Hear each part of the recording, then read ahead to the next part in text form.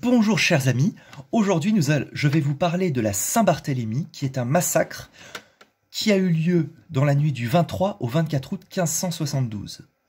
Le 1er mars 1562, à Ouessy, a lieu le massacre d'un certain nombre de protestants réunis dans une grange et qui voulaient célébrer le culte. Les hommes catholiques du duc de Guise, en effet, qui passaient depuis la Lorraine jusqu'à Paris par ce petit village de Ouessy, les massacrent. C'est le début de la première guerre de religion. Il y en aura 8 en tout qui opposeront les catholiques et les protestants entre 1562 et 1589.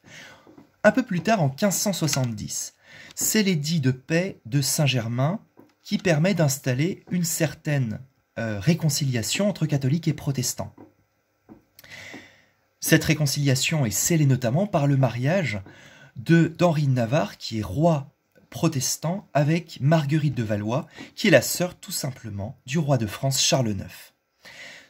À l'occasion de ce mariage, un certain nombre de nobles protestants montent à la capitale. Mais il y a un certain nombre de problèmes liés à cette montée des nobles à la capitale. D'abord, il y a un mécontentement d'une partie de la capitale catholique qui refuse cet accueil des protestants dans la capitale. Première chose. Deuxième chose, il y a un certain nombre de malheurs qui s'abattent sur la population de Paris. D'abord, il fait très chaud, on est en plein été. Ensuite, il y a la faim qui s'est abattue sur le peuple de Paris. Donc on a un certain nombre de problèmes comme cela. Mais c'est la paix. Donc que vient faire le massacre de la Saint-Barthélemy dans la nuit du 23 au 24 août 1572, alors qu'on est en période de paix? Première chose, le 22 août 1572, l'amiral de Coligny, qui est l'un des chefs du parti protestant et qui est entré au conseil du roi quelques instants plus tôt, qui vient du Louvre, marche dans la rue des Poulies au matin de ce 22 août.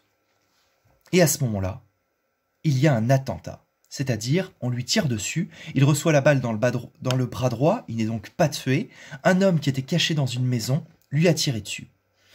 On va soupçonner très rapidement le duc de Guise, c'est-à-dire le chef du parti catholique, d'être responsable de ce meurtre. Ce n'est pas lui qui aurait évidemment tiré le coup de feu sur l'amiral de Coligny, mais c'est lui qui aurait commandé ce coup de feu à un certain seigneur.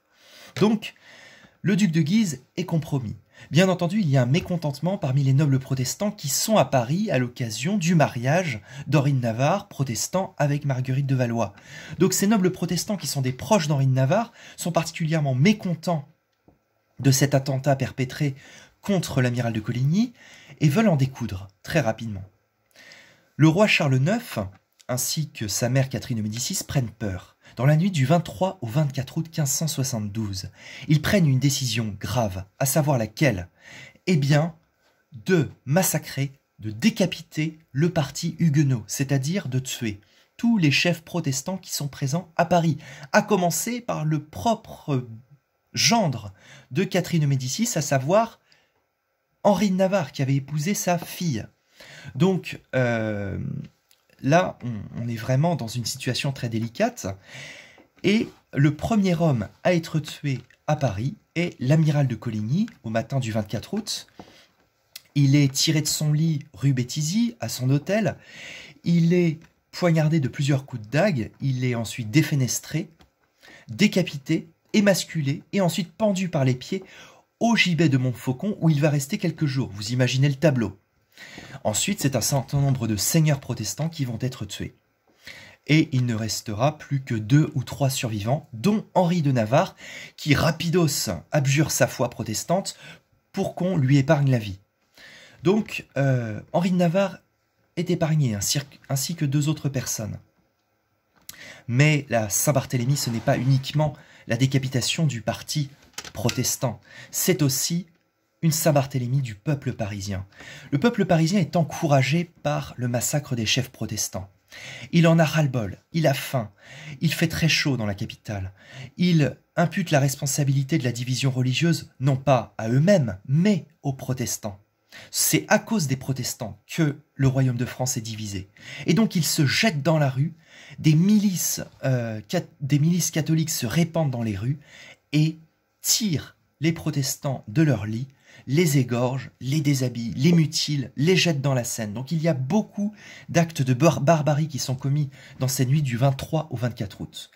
Le 26 août, 2 jours plus tard, 1572, eh bien, le roi de France Charles IX admet qu'il est responsable du massacre de la Saint-Barthélemy, à savoir d'avoir décapité le parti protestant, d'avoir tué la plupart de ses chefs, de ses nobles. Mais il rajoute qu'il n'a absolument pas voulu attenter à la liberté religieuse, c'est-à-dire à la liberté des protestants de pratiquer leur religion. Première chose. Et deuxième chose, évidemment, il dit qu'il n'est absolument pas responsable des débordements qu'il y a eu dans la capitale, à savoir que le peuple de Paris s'est emparé d'un certain nombre de protestants pour mettre fin à leur vie. En octobre 1572, l'ordre est rétabli.